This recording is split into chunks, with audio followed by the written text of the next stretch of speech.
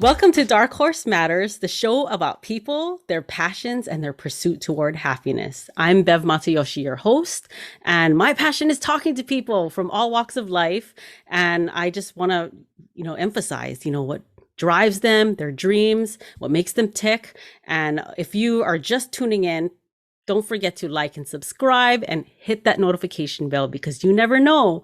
You could be the next person that gets inspired by one of these stories to hit those bucket list items and make those check marks to work, because I truly believe that passion and pursuit of something is the pathway to true happiness. So with that being said, today's guest is a really amazing character. I just love this man. He actually inspired me to do something I never thought I would do. So I think it's so cool that he's coming on the show to talk about Dragon Con. So I just want to introduce you to Aaron Dunne. Dun, dun, dun. Thank you, Bev, for that wonderful intro. Hi, Aaron. I think it's so cool that you are actually across the world talking to me right now, which is the beautiful thing about Zoom and this digital Mhm. era that we're in, that we got pushed into through the pandemic. But I just wanted to thank you for being on the show today. Oh, my pleasure. Yeah, this is so much fun. So I just want to start off by just, asking you like where this accent, I love your accent. I think it's so beautiful. And just tell me where you're from. Like, where's that accent from? Okay, so I'm originally from Wales, much like St. Patrick. Yes, yes, folks, St. Patrick's actually a Welshman, not Irish. And I love reminding people of that, my Irish relatives. And I was born in a little town called Barmouth in a place called Merionethshire, which is in the northeast of Wales. My parents moved there in the 60s from Ireland. They're both Irish. And myself and one of my sisters were born in Barmouth. And then we moved way before I can remember. We moved to a town called Holyhead, which is on the west coast of Wales and is one of the two main ferry links between Wales and Ireland. So we grew up in a port town, very large Irish population. And the North Wales accent in that region isn't very strong. It's kind of a soft, subtle accent compared to what most people think of as a Welsh accent is right down south, like in Cardiff, in that area. It's very strong down there. So the reason I have this slightly unusual accent, it's a mismatch of a sort of Dublin slash Holyhead Irish slash Holyhead Welsh. And I lived in Wales until I was 16. And then my mom decided it was time for the family to move back into Ireland. So we moved over. I had just finished high school, as you'd say over here. I finished school at 16. And mom decided, since I'd already just got a job working in a supermarket, she could see that if we didn't move back to Ireland soon, my sister was going to be leaving school shortly. She'd get a job. And then before you'd know it, all the kids would have been settled and not wanting to move back. So she decided that was the time to do it. So we moved back to Ireland in 78. And my siblings all finished off their schooling in Ireland. I could have, but I did not like school. School was, like most people of a nerdy disposition, school, not particularly a happy period in my life. So I was like, heck no, I'm not going to do that again. And I just continued working. And I lived in Ireland for about 8 years. And I decided that, in the mid 80s, I wanted to get into computers. So I started studying that through a correspondence course because at that time, not everybody had PCs. PCs were actually quite distant at that point. And eventually I ended up moving back to the UK and I moved to London to get into the IT field. And I was very fortunate. Within 5 weeks, strangely enough, I managed to get an entry-level position working for an insurance company in Ealing in West London. And I spent a little short of 3 years in London. Would have stayed there longer. It was a very, very good time in my life. I made some very good friends, still in touch with a few of them. And I also got, but around about 80, mid 89, I got a letter from the from the US Embassy that my mother forwarded on to me, telling me that I had qualified for one of the Donnelly visas. For those who don't remember that, that was a scheme that they did back in the late 80s for countries that had traditionally provided immigrants to America, like in the 18th and 19th centuries. They'd done away with the quota system that they'd had for many years. So there was just a pool of people allowed in from overseas. And so Senator Donnelly said, like, can we just do a commemorative sort of edition? So I was one of the folks that was lucky enough to get a visa and a work permit, and I didn't have to have an address to go to, and I didn't have to have a pre-existing job or special skills. And my 10-year plan had been to work in Ireland for a couple of years, go to work in London for a few years, and then go to the United States. My 10-year plan happened in slightly over 3 years. Wow. And at that point, I stopped making plans because it became very apparent to me that I make plans and God has a good laugh about it. So it's been free form since then. And I went to live with some relatives that had come over to trace their Irish roots, and they had visited us. They were very nice people. They were cousins of my mother, and they had said in a moment of madness, never believing, of course, anybody would take them up on it, well, if you ever want to come over to America and stay with somebody, you're welcome to visit us. So first of all, my sister went for 6 months, and then a couple of years later, I went over, and I didn't stay quite as long with them because they lived in Jacksonville, Florida. And when I'd originally gone to the US, I'd envisioned myself going to New York or Los Angeles, because really when you're coming from Europe, you don't know much about America in between. And Atlanta wasn't even on my radar, but it happened to be the nearest big job marketplace. And so I moved up to Stone Mountain in June of 1990. Had to think there for a second. And I've been in Atlanta ever since. Oh, wow. Yeah. Yeah, that's so cool that you ended up here that way, like just randomly. Yep. Which is how a lot of people end up in Atlanta, randomly. Mm-hmm. Yeah, it's not necessarily a destination. I mean, there's some people obviously that may have gone to school here, they got relatives here, and I describe, and this is not meant, I hasten to add, as any kind of slur. I think of Atlanta as the biggest small town in the world. It's about it has about as much of a small town atmosphere as I can tolerate. I learned when I went to London that I'm a big city guy at heart. I've got friends who've lived in New York and Los Angeles. And they've all said, if you would really do well in LA. So, if you ever decide to move someplace else at this point, you should definitely look at those options there. So what you're also hearing there is basically 30 years of Georgia heaped in on top.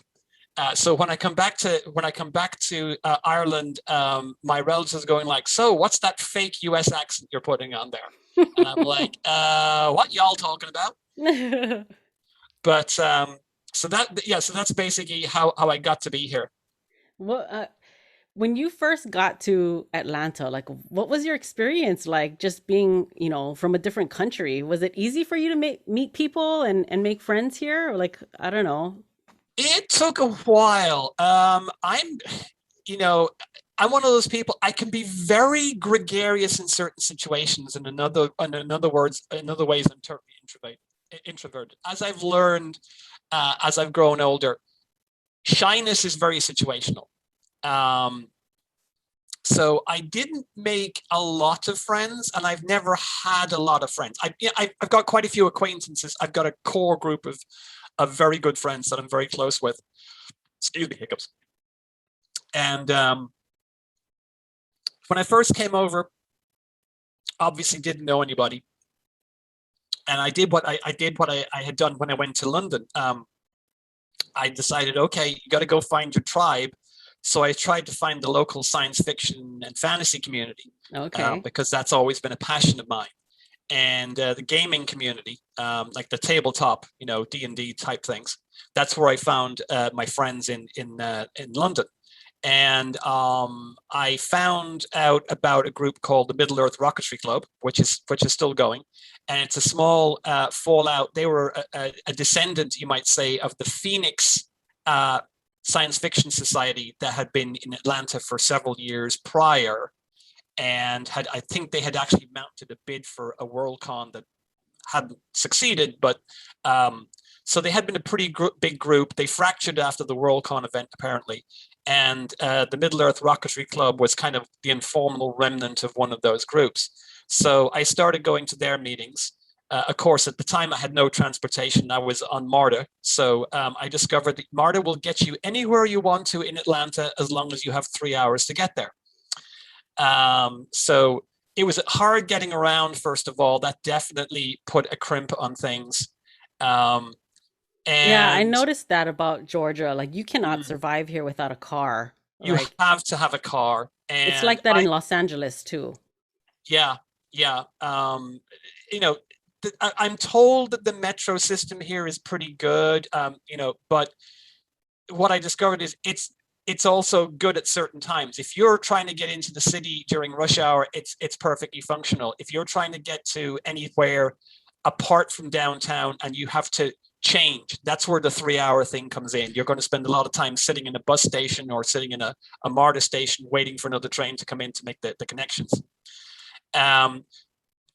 And I was working in Stone Mountain, and I was working within walking distance of where I was. So, for work purposes, it was fine. And my coworkers were kind enough that if the rain was teeming down, they'd just pop over and pick me up at my apartment complex. The company I worked with was very, very kind to me. They were great folks, very welcoming. The lady who ran it, Linda Leonard, she had worked in Germany when her husband was in the Air Force. And so she understood the whole kind of fish out of water thing, and, literally been dumped in a city where you knew nobody, nothing. And at least I knew the language mostly. And so she made it as easy as possible on me. That's good. Uh, Is that like that group that you joined? Is that how you discovered Dragon Con? Like when did Dragon Con even start? Because I never even heard of Dragon Con. no. Funnily enough, and this is the thing I'm trying to figure out here about the dates, but the first time that I can remember hearing about Dragon Con was the day that I first got the cable installed at my first apartment. And it was a Saturday. And I'd been waiting around, and the cable guy comes in, and he does what they do, and he fixed the cable up, and I turned the TV on, and I'm flicking through the channels, and suddenly there's this reporter, and he's talking about this event that's going on downtown called Dragon Con. And this was when Dragon Con was held over the July 4th weekend back then. And so they were talking about it, and I was like, wow, this sounds really great and very cool. And I have no idea where it is, and I have no idea how to get there, because I hadn't even, if I remember correctly, I hadn't even gone into downtown yet. I had just been in Stone Mountain and gone to the Kmart. Yes, we still had Kmarts then. This is 1990, remember? And I had just gone and I just went through the little hole in the fence and went to the Kmart that was behind the apartment complex, and I got my stuff, and I'd walk to work. So I'd only been in the city like 4 weeks. I hadn't even got into downtown yet to go exploring. So I was like, wow, this sounds great. And Did they have a I'd love parade to back go. then? Oh, no. Okay, this was Oh, no, before this that was a time. lot smaller. This was when the entire event was still held in one hotel. Okay.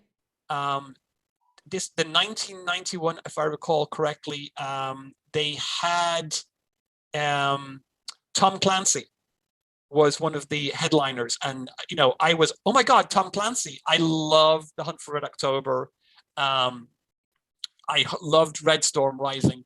I'd read those novels. They just come out in the last 2 or 3 years previously. I used to read them on the tube in London. I used to take the long way round so I had more time to read. Mm-hmm. And I said, "Oh, dang, I'd really like to see him." Okay, well, so apparently this is a thing that goes on every year, and I didn't get to go to the Dragon Con that year. I did go to another convention that was run by some of the same people a few months later. I double checked, and it wasn't actually Dragon Con. It was something else that they did, a one-off, I think. And so my first Dragon Con was in 1991. Okay. Loved it. At that point, I had a few friends that I'd met through the Middle Earth Rocketry Club. And so I knew a few people to go there. And I don't think I had I didn't have I did not have a car at that point. I was taking the MARTA in and taking the MARTA back, which was a bit of a problem because even though the party scene wasn't anything like it's become these days, there still was quite an active night scene and stuff going on, and it looked really cool. And I had to leave and get the last bus and get the last train. So I was having to leave about 9 o'clock. And at this point in time, Dragon Con wasn't so big that MARTA was putting on additional service because there were so many people going to it. It wasn't that great of an event yet. But from 91 onwards, I went every year. And I went as an attendee from 91 to 97. Then in 1998, you may remember or may not, because it is quite a few years ago now, I have to remind myself. There was a TV show that came out on Fox called Sliders. Sliders, yes, which ran on Fox for, I think it was 2 years, and then it moved over to the sci-fi channel. And it was a show all about a group of 4 people who accidentally there's an experiment, and a couple of them are accidentally drawn into this group, and they're going from one reality to another, and they have no control. They're the device that controls the sliding, as they refer to it, was damaged in the pilot. So of course that they have no idea where they're going, and the timer counts down. So they keeps landing them in these bizarre situations, and they have to survive for X number of hours. Maybe it's a couple of days, and then they have to leave. They've worked out that if they miss a slide and try resetting it, they won't be able to get back home for 75 years, something like that. And had a great cast, wonderful cast. Jerry O'Connell, John Rhys Davis, one of my favorite people in the world, actor-wise. I've had the privilege of speaking to him a couple of times at Dragon Con. He is beyond awesome. He is an amazing guy. I'm going to have to look up this show. It sounds very interesting. Yes, it was. And it was a show that I was very passionate about. And we just started, at this point, people were just really starting getting access to the internet. And I discovered there was a fan group. It was one of the early fan groups that was on the internet. We're all into sliders. And we started having this discussion. And, somebody had told them, maybe me had mentioned about Dragon Con, and everyone said, we should try and get a sliders track at Dragon Con. And we should try and get some of the cast members, because the numbers weren't huge, and it was kind of on the bubble about getting cancelled. And, so we were trying to do anything to generate publicity for it. And, hey, we get to meet the cast. And so there was a number of people were kind of volunteered themselves. I still can't remember which way it went for me. And it ended up with 4 of us being the spearhead of trying to convince the folks at Dragon Con, give us a track of programming for space to do a track of programming for sliders at DragonCon. And because I was the only one of the four who was an Atlanta native at that point, I wound up getting volunteered and picked and approved by DragonCon as the programming director. Oh, how So cool. I found myself suddenly being a track director. And so we came up with all sorts of content. We wrote letters to, we hunted down the contacts for these folks. We and found out who their personal appearance managers were and begged and pleaded for them to come, and all sorts of things. And we were fortunate that we managed to get John Rhys Davies. No, I'm sorry, we got John Rhys Davies later on. We didn't get any guests from the show for that first year. And DragonCon has a very to some people, a strange policy. Unless you're like somebody like Steven Spielberg or George Lucas or Harrison Ford, really high level, they don't go after guests. Guests have to ask, can they come? Oh, okay. Which makes it very awkward for people who don't understand how it works, because you're pleading and you're begging and asking people, would you please come to DragonCon? Sure, I'll come. Okay, would you mind filling out this application form, please? So you have to apply to be a guest. So we went through that, and the 98 con there were some issues with it. We had a new location. We were using the merchandise mart for the first time, rather than the hotels. And there were some serious logistical issues with it.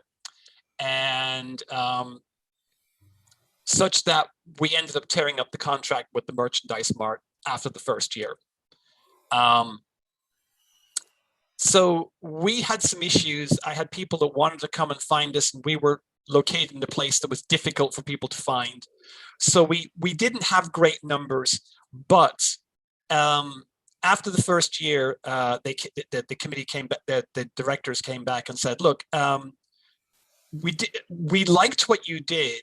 We don't think there's enough support out there to have it just be a dedicated track, but we think you guys are good at putting a track on. So we'd like you to find some other kind of track concept.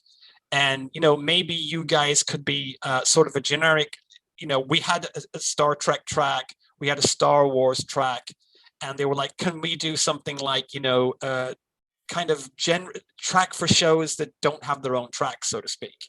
So thus was born the American Science Fiction and Fantasy Media track, which may not have the longest history of any track in DragonCon, but it's close to having the longest darn name. So yeah, this is so cool though, Aaron. Like, I had no idea that you're kind of a pioneer in this. Like, I'm not actually an OG. A DragonCon has been around since 1984. So and I started going to it in 1992. So at this point, I'm one of the people who's been associated with it to some extent. And I was a director for 10 years. At that point, I felt, because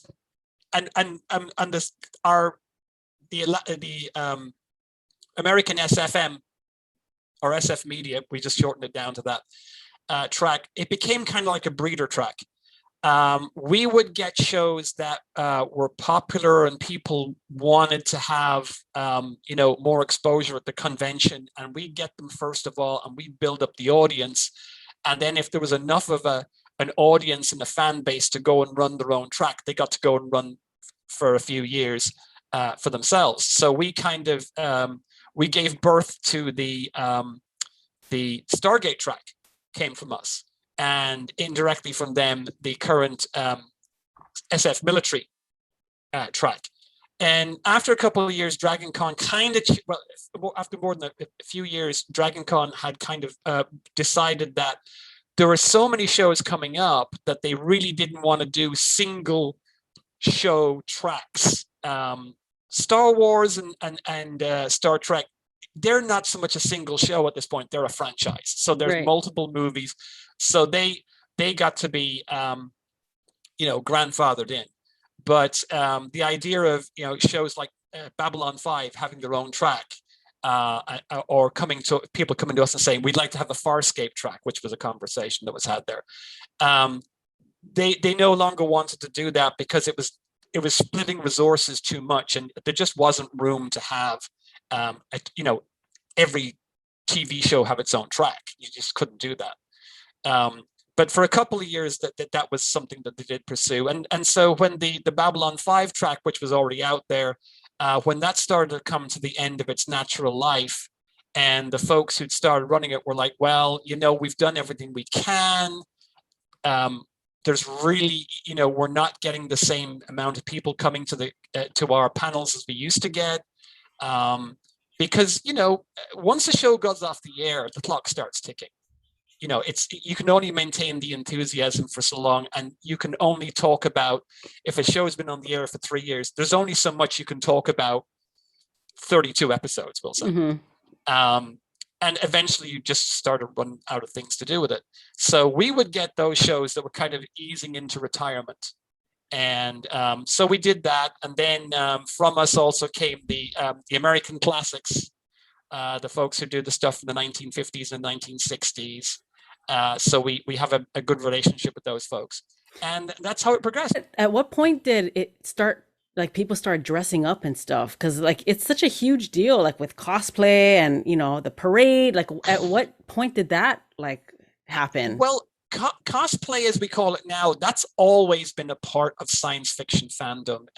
There's pictures going back to the first Worldcon that they held, which I believe was in like 1929 or something like that.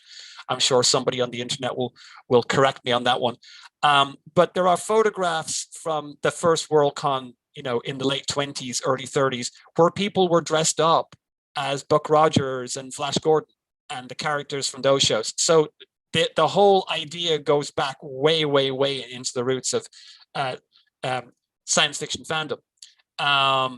It's definitely always been part of DragonCon. I do have some photographs that I took from conventions before I was, and I remember it was before I was a director, when I had time to do this kind of thing. Because once you become a staffer, your world shrinks down. You're concerned about, I've got to get so-and-so to so-and-so, we got to get set up. You're running the entire weekend, and your view of the con becomes very focused.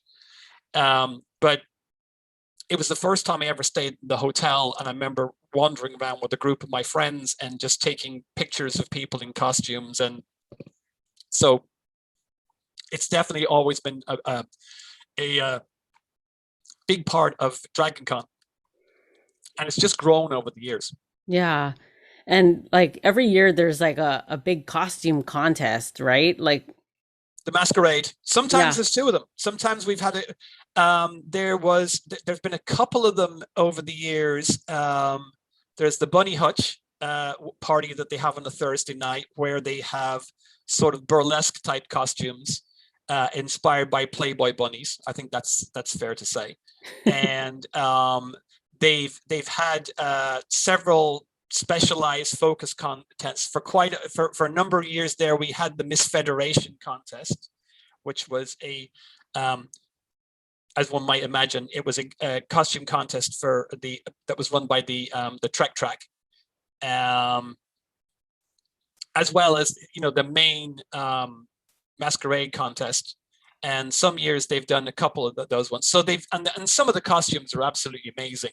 Yeah, like from what I've seen, like at the parade that I went to, like, I mean, the costumes were just intricately, designed. Like it looks like real life, not even like movie quality, like real life quality. We've had costumers from the movie industry, and quite a few people have gotten jobs working in the movie industry and TV industry based on their resume of convention costumes that they're able to put together. Because any costumer from the industry will tell you the costumes that they have at a convention, the top flight ones are way better than the costumes that they create for television, because they have the luxury in TV of like, it only has to look good from one angle and you can shoot it from 3 or 4 feet away. At a convention, people are right up close to you. They can, it's got to be right all the 360. For instance, the classic movie, The Day the Earth Stood Still, that Gort, the big silver robot, folks will probably be familiar with that. There was actually 2 costumes because they wanted to have the suit look completely seamless. And with the technology and the materials they had at the time, they couldn't do that. So what they did was they had one suit that you shot from the front, where the entrance to the suit was in the back. And then they had another suit where the back was perfect and there was a zipper up the front. So whichever, depending on the angle of the shot, that's the costume that they used. So there's still things like that happen today. And, they also have, although TV shows have a massive budget, there's an awful lot of things that money has to go into. So, and they also don't have the time necessary to work on those costumes. They might be given 2 or 3 weeks to put a costume together. As you've seen on shows like Face Off, it's not so much what can you do, but what can you do in X number of hours with X number of dollars to get that effect. We need that shot for first thing on Tuesday. With costumers, it's like they spend weeks and months working on these costumes. So Yeah, massively. because after I met you, like, I would just thought that, okay, this is gonna go on my bucket list. I'm new to Atlanta. I want to do something that, is, local for Atlanta, something to experience. And I chose Dragon Con. I was just like, but I wanted to do it full out. Like, I wanted to go in costume and I wanted to make my own costume from scratch. And so I learned about, I just went on YouTube and learned about how to cosplay using, all the different materials and how to make it look real, and it was so much fun. It was a lot of work, but it was so much fun. I didn't take into consideration, having to go pee. So that is one of the things that it took me an hour to pee. Costume. Yes. I remember there was a woman I saw years and years ago. You asked about, costumes that were really impressive. As I think about this woman, she had a beautiful, full-on Elizabeth I outfit. It looked magnificent. And then I saw her trying to go to the bathroom. And it's like, she has like a full out hoop skirt and she had to get 2 friends basically half undress her in the corridor before she could go into the bathroom. They had to take off more of the costume before she could get into the stall. Yeah. Okay. My experience, I was with a dude. Okay. Yeah. I couldn't bring him into the bathroom with me, but I really wanted to call him for help.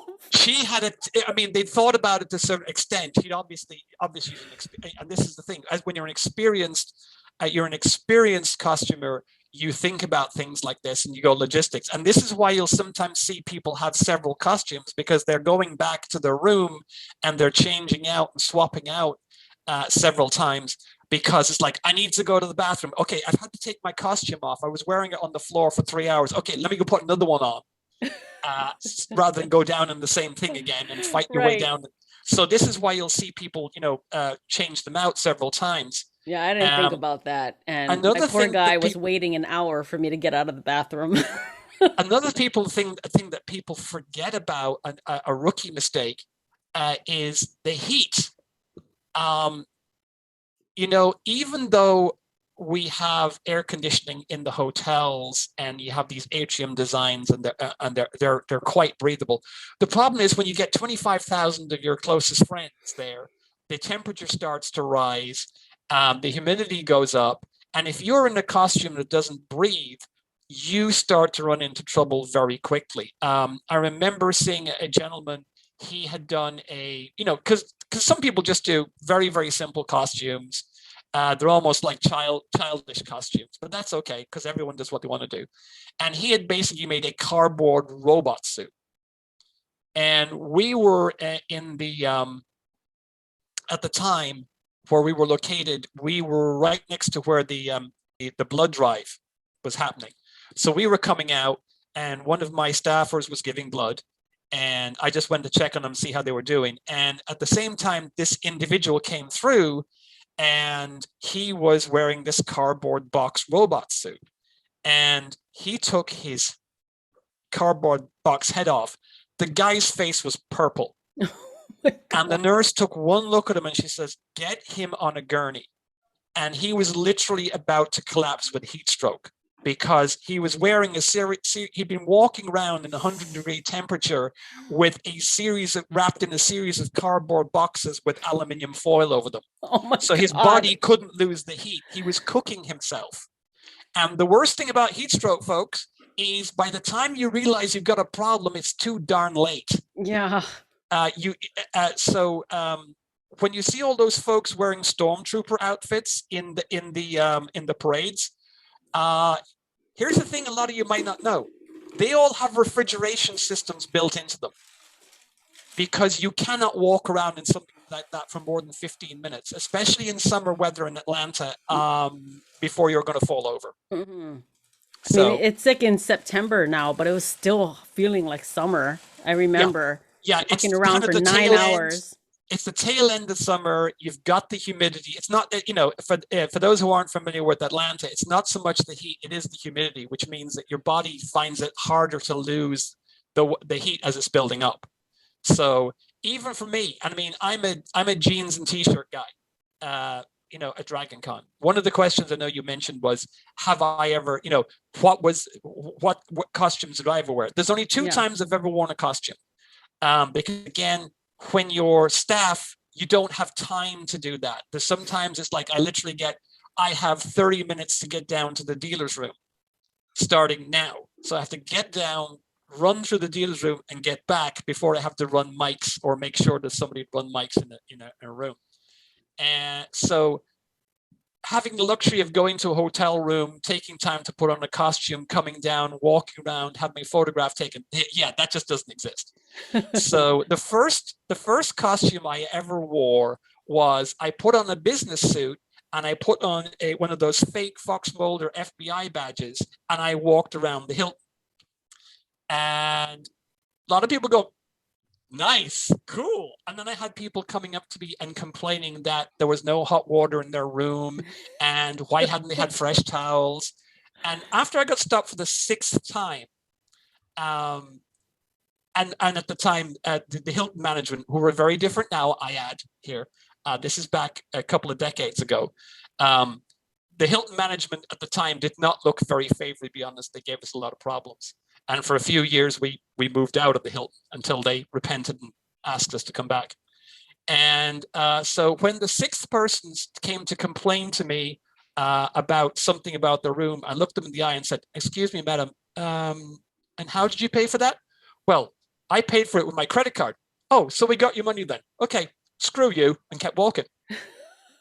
Because at that point, I was just like, I'm not hotel management. I'm wearing an FBI badge, for God's sake. Oh, my God. It's like, okay, people, situational awareness here. So that was one year I did that. And then a couple of years later, when I was actually a staffer, and this was after my director's era, when I had a little bit more time. So I decided I would go as a Torchwood trooper.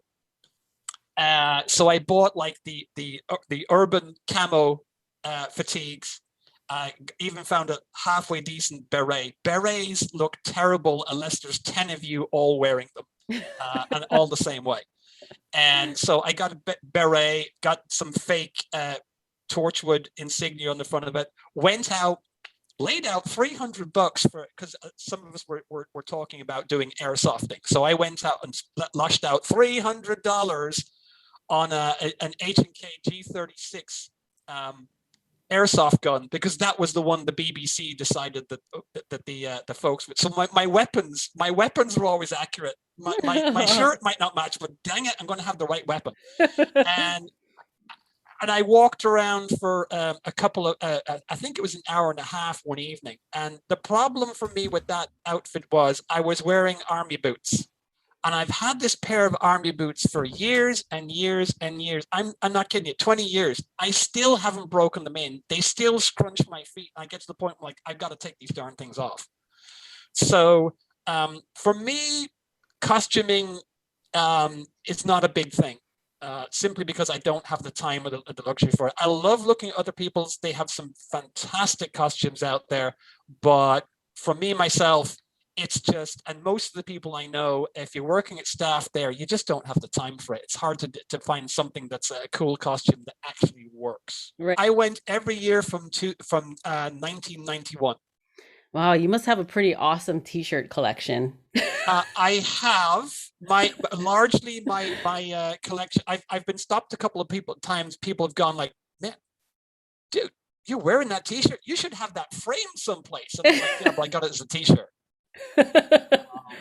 There are a couple of ones that are starting to show their wear. I've got so many that I can rotate them, that they don't, that they don't get worn that often. You got to make a quilt out of it at some point. Yeah, at some point.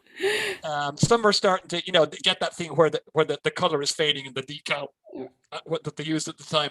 So how many years, like from 91 all the way till, I mean, that's consecutive. You haven't missed a single Dragon Con, and that's comfortable for you to wear all day. Yeah. Oh yeah. Yeah. So like this past year in 2020 must have been interesting because, I mean, so how many years was it that you have consecutively gone to Dragon Con until the pandemic happened? I haven't missed a single Dragon Con. One year I had a perforated stomach ulcer in August, and I came from 3 weeks in hospital, and I got out on the Monday, and that Thursday I was walking around the Hilton. I was on a completely liquid diet, couldn't have any solid food. So I was living off of energy drinks. And I remember as soon as I came in, everyone was like, "Aaron, how are you feeling? Are you doing okay? Do you need to sit down? Are you all right?" And I'm like, "Oh my God, this is so heartwarming that people are like really concerned about my well-being." And I'm like, "Oh, thank you. No, I'm doing okay. Thank you. I'll take it easy and pace myself."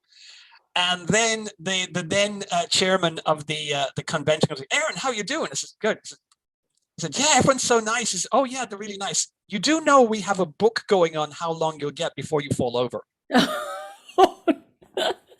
I'm like, "Do I get?" "No, you don't get to bet on yourself because you'll fall over." "So what's your bet?" "Oh, I'm not telling you." So I don't know. I made it through the entire weekend. And there was 1 year, there's only 1 year I've missed as a staffer.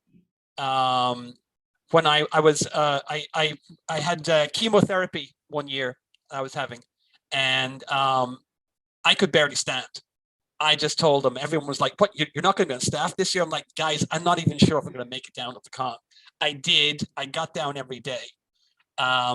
I paid for it for 2 weeks afterwards, but you're hardcore, man. I'm hardcore. I'm hardcore. I was at a hospital there a couple of years ago, and the thing is, when you wear Dragon Con t-shirts, Dragon Con attendees come out of the woodwork. We recognize each other, and this guy goes, "Oh yeah, my friend," he says, "my friend is a huge Dragon Con fan." Yeah, he said, "Yeah, he's real." And he'd come over, and this is 2 security guards, and the security guard, "Oh yeah, Dragon Con." I said, "Oh, so I hear you're a big fan." "Oh yeah, man, I'm going for years and years and years." "How long you been going?" "Oh, I've been going for 7 years." "How long you been going for?" 23.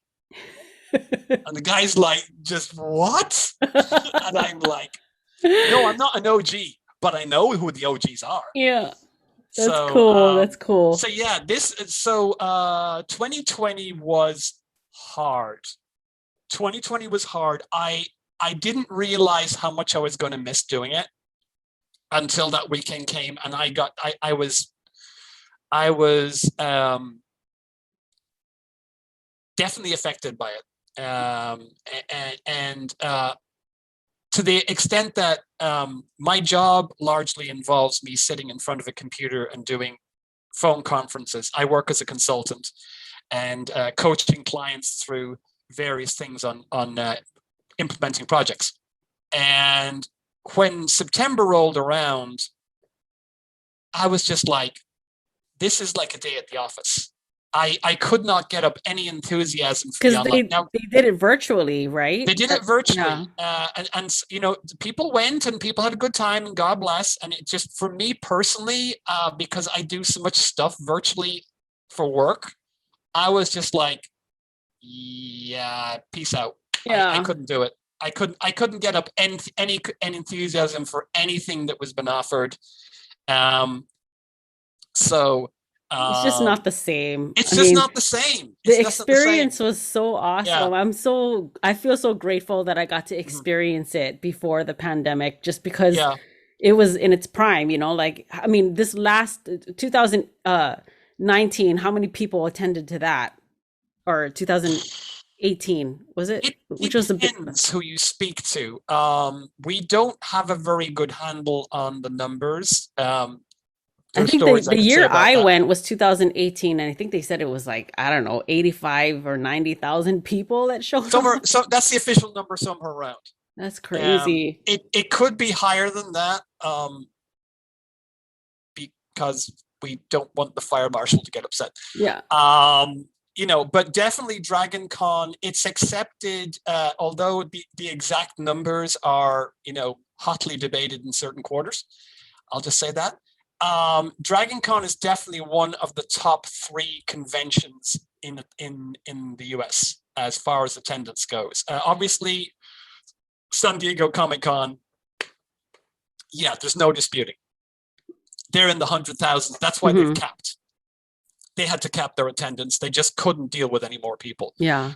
We have pretty much grown every year.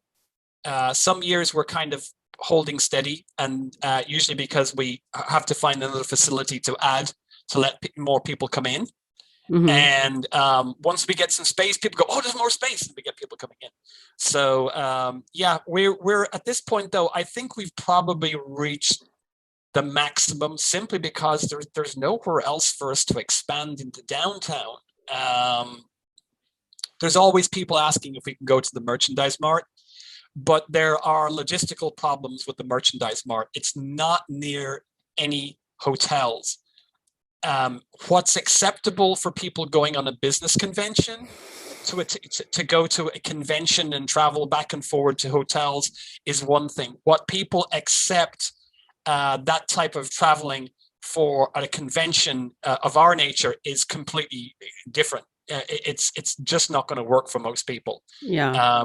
I can remember one year when we moved the masquerade down to the Atlanta Convention Center, which is just down past the hotels, and people had to walk down, and they were like, "We have to walk 500 yards. Are you crazy? What about the costumers? We can't do this. This is too Yeah. far." You know, so everything has to be within a certain distance for people walking and for their accommodation. And Dragon Con is a very, very social convention. So we have to be able to keep going past like 6 o'clock in the evening. If you're based in the convention center, they close at 6 o'clock. A lot of people don't realize that, haven't been to San Diego. San Diego Comic Con shuts down at 6 o'clock in the evening.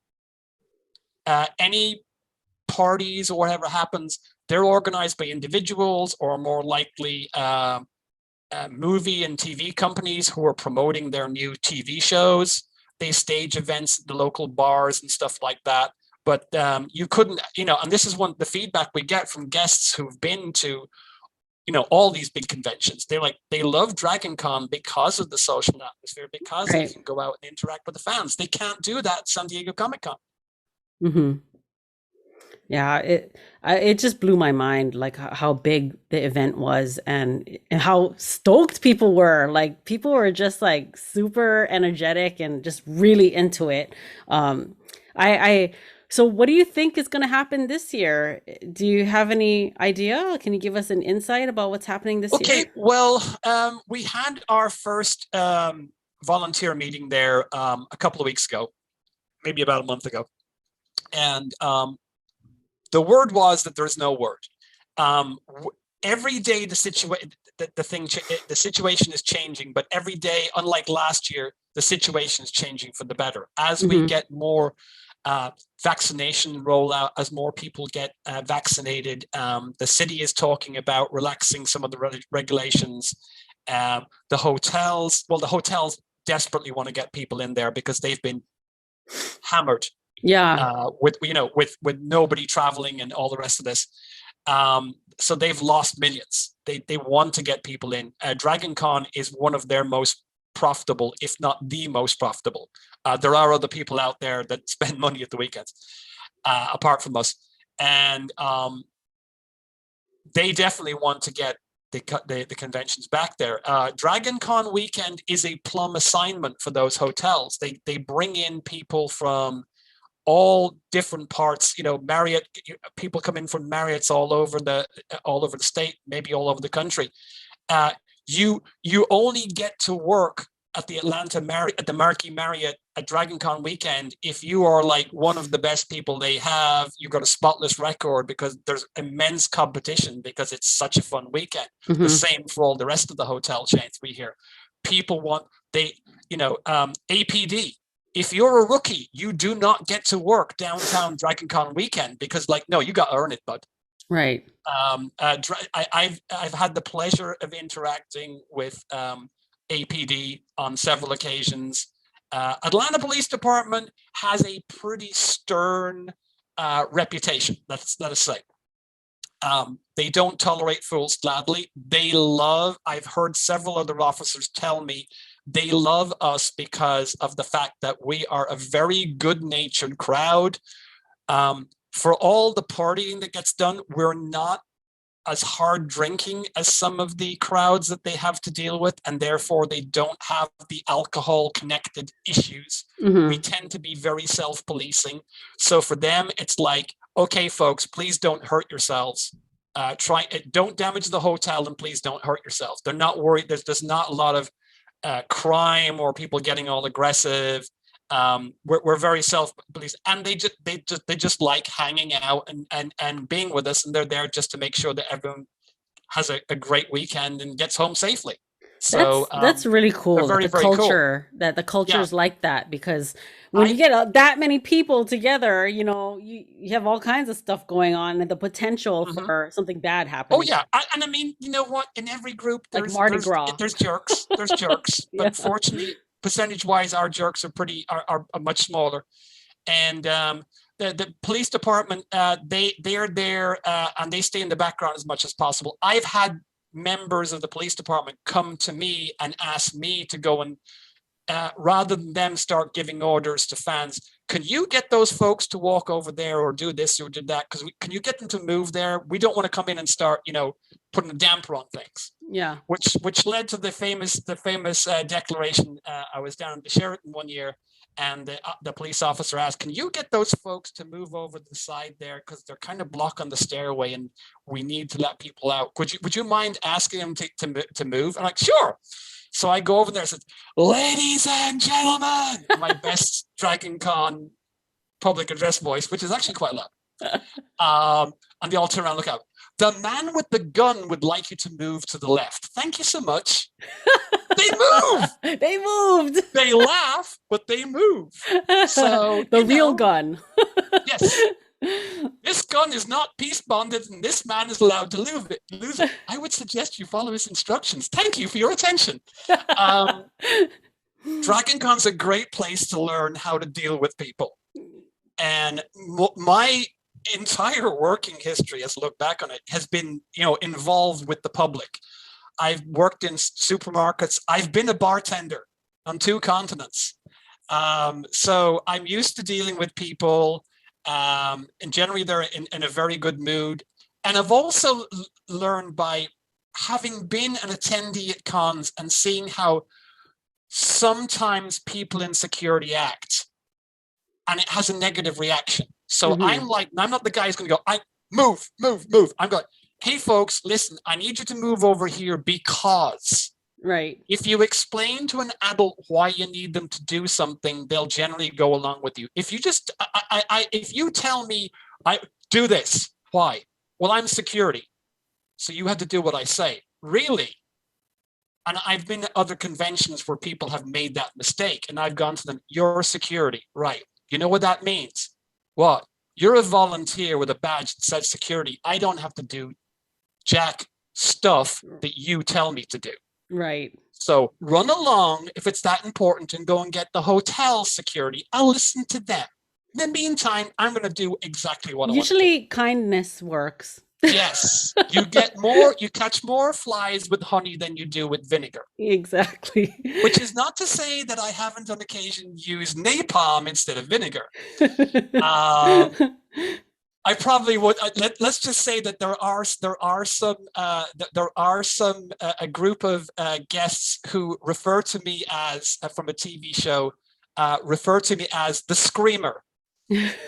Simply because I had to go in to a room party. I'm omitting names here because it's several years ago, and I'm sure people learn from their mistakes.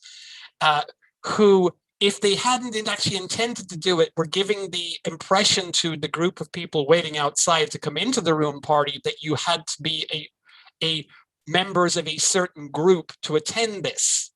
And no, we had given them the room to hold an event, and it was with the understanding it's a part of the con. Anybody who's an attendee at the con can come in. You can't have a private room party in a track room. And I had to go in and rather loudly and forcefully remind them that I was the person in charge, and that if I didn't like what was happening, I was going to shut down the event right now. Again, Dublin bartender, I can project my voice when necessary. And I looked around. There and there was a couple of guys, one of whom is his father was a very famous Irish actor, and he just looked at me with admiration, said, "Wow, no megaphone. Where did you learn to yell that loud?" This is bartender in Dublin. He says, "That'll do it. That'll do it." So yeah, yes. So kind of famous in certain circles. Not sure for reasons my mother would approve of, but you know, hey. Well, you know what? I just want to thank you so much for coming on the show. This conversation was so fun, and you know, I love Dragon Con, and I can't wait to, you know, I hope this year would be the year that we can go in person and see a parade again, because that's like probably the funnest part. The parade, we're still waiting to get feedback about. We're pretty sure we are going to have an actual in-person con, and there is going to be the virtual con was very successful. The feedback we got was very good. So there's going to be a virtual component, because we're aware that, you know, there's a lot of people whose finances have been really badly hit this year, may not be able to afford to come. There's also people who may still have really good health reasons not to put themselves in that position. Mm-hmm. And we may have to limit the numbers attending. Right. This is, please, whoever's listening to this is not the official con line. Our official con line at the moment is that the circumstances are changing from day to day. And so, you know, the con wants to have it. We're aware everyone wants to have it, and we want to have it in as safe as a manner as possible. So we're hoping with the way that the vaccinations are rolling out and the way people are taking advantage of them, that we're going to have the restrictions relaxed enough that we'll have a convention. It's probably not going to look like your regular Dragon Con convention. We're not going to promise that, because that's probably not going to happen this year. Mm-hmm. But we're pretty confident that we can do it safely in some way, shape, or form, that a large number of people will feel comfortable coming down and participating. Oh, that's good. That's good to know. Any other things, passion projects, or any, you know, exciting things that you have going on in the future? Other things that I have going on. I'm one of those people that one of my big problems is I get all these ideas and I get galvanized, and then I run out of steam on them. So getting something finished would be nice. I want I've been trying to write. I'm a role player, tabletop role playing games. So my writing skills get exercised there by my GM, my games master will say, okay, I want you to give me your write up on your character. And everyone else gives like, 3 or 4 paragraphs, maybe. I give like 9 pages of single site text about how we grew up. And, on this is it. And, oh, by the way, this is his girlfriend and what have you. And all sorts of stuff like that. I'm currently in a Shadowrun campaign run by one of my great friends, and she actually has a couple of professional writers who were helping her out with fleshing out the background for a campaign. And she keeps telling me, I want you to give me the background on Jennifer. And I'm like, okay, but I said, no, Jennifer is the fictitious girlfriend of my character in the campaign. And they're like, okay, your character is really cool. They love what you've been telling us about Jennifer, and they want to see if they can build some story ideas around her background. So I'm like, okay. So I need to get that finished off. Hopefully, the next couple of weeks, when I have some time, I'll be able to do that and send that over to my GM so she can pass it on to the writers there. I have a mountain of plastic model kits. I am a frustrated war gamer. I keep buying the models. We have a thing in the modeling community called a wall of shame. Yes, I have the Great China Wall of Shame. There's oh my God, there's probably there is thousands of dollars wrapped up in stuff. I even imported a whole batch of stuff from Czechoslovakia from a company that was about to lose a license on an Alien Predators miniature game when Fox got bought out by Disney. All of their licenses became null and void because Disney inherited everything. So these guys had a clean out. And I found myself ordering stuff on the web from Czechoslovakia and then thinking, did I just hand over €1,000 to somebody that I have no idea who they were? The stuff did come through, thankfully. So I have a very large investment in aliens, predators, and colonial marines.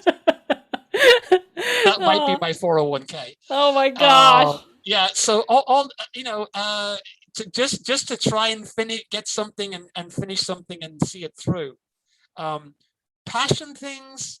I am hoping the next time I get back to Ireland, I want to bring a couple of my friends. There's a good friend of mine who's a big Star Wars fan, Brian. Shout out Brian Ross. You can see this. And my other great friend, one of my great friends, Jeff Stokes, and another friend of mine, Sean Morant, 2 buddies of mine from London, my role-playing days there, and would like to get together, have them come to Ireland.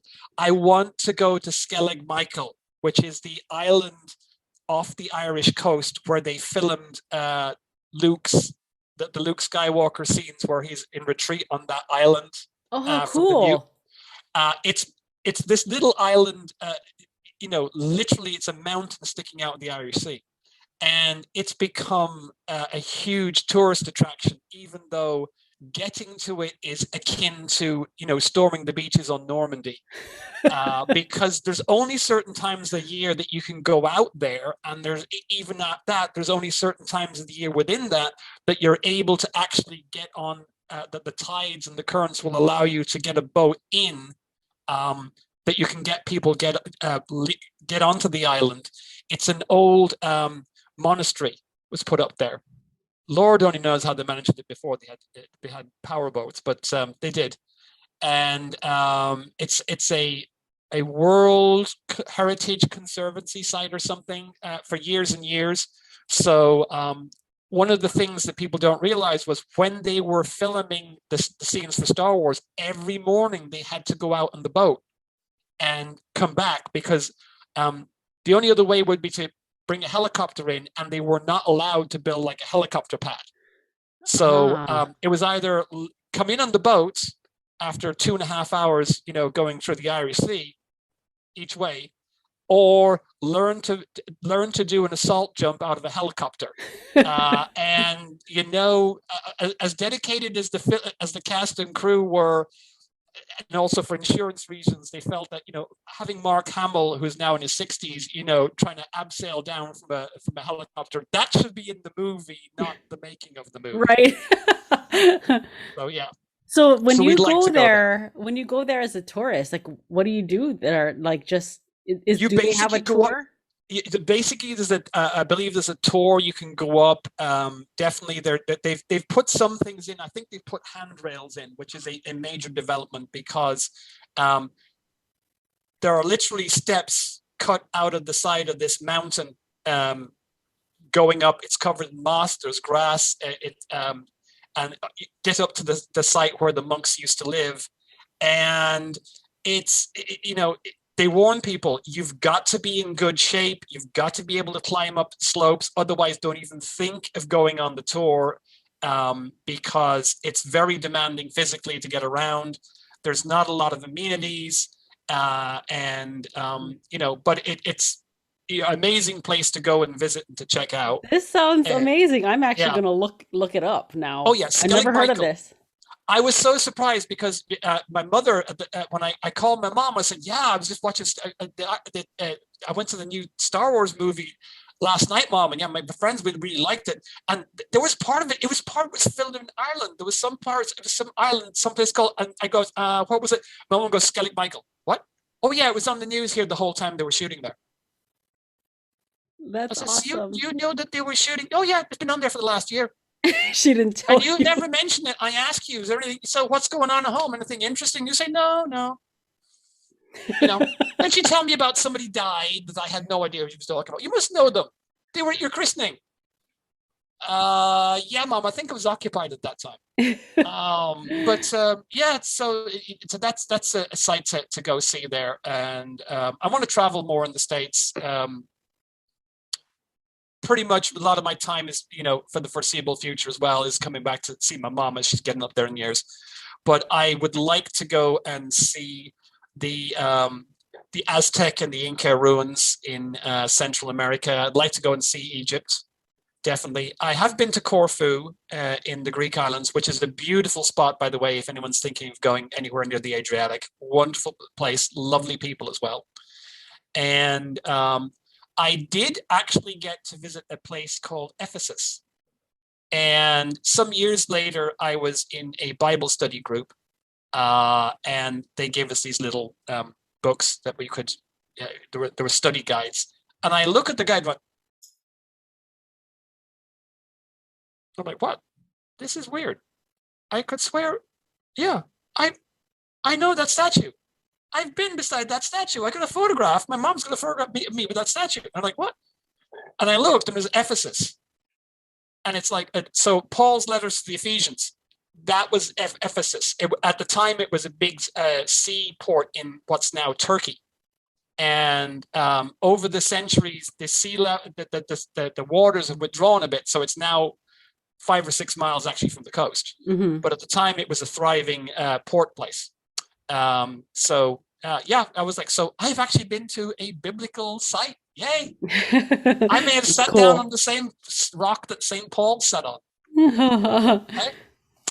So yeah. All right. Well, you know what, Aaron, I really enjoyed this conversation. This was so much fun, and I loved hearing, the story of, you coming to this to the United States, and just how Dragon Con became a part of your life. It's so exciting to me, and I'm so grateful that I got to experience it. Hopefully, this year, and it'll start. We'll have the massive amounts of people again, because that's what made it exciting. Definitely, yeah. So fingers crossed for September. Yeah. Well, thank you again, Aaron, for being on the show. I really appreciate you, and I hope to see you again very soon, non-virtually. Okay. You enjoy your trip in Ireland, and be safe, okay? Thank you. Right. Look forward to seeing you too. Yes. Okay. Take care, Beth.